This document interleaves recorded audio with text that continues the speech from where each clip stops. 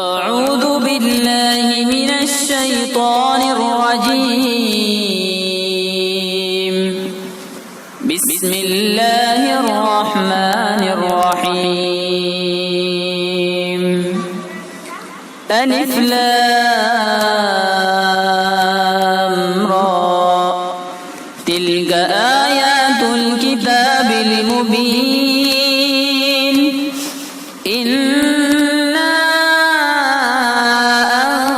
أنزلناه قرآنا عربيا لعلكم تعقلون.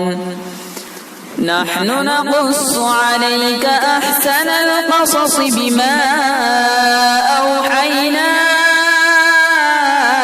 إليك هذا القرآن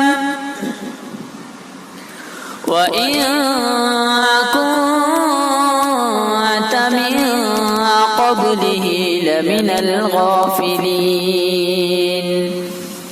إذ قال يوسف لأبيه يا أبت إني رأيت 11 كوكبا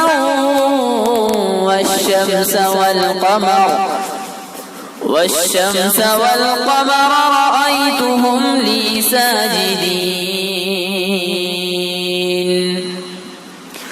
قال يا بني لا تقصص رؤياك على إخوتك فيكيدوا لك كيدا إن الشيطان للإنسان عدو مبين.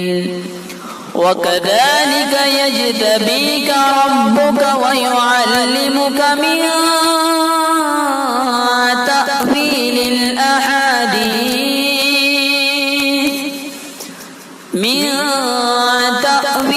الأحاديث ويتم نعمته عليك وعلى آل يعقوب كما أتمها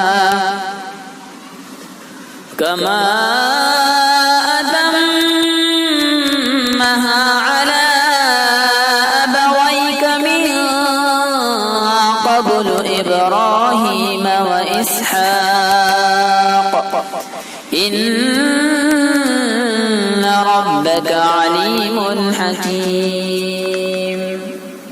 صدق الله العظيم.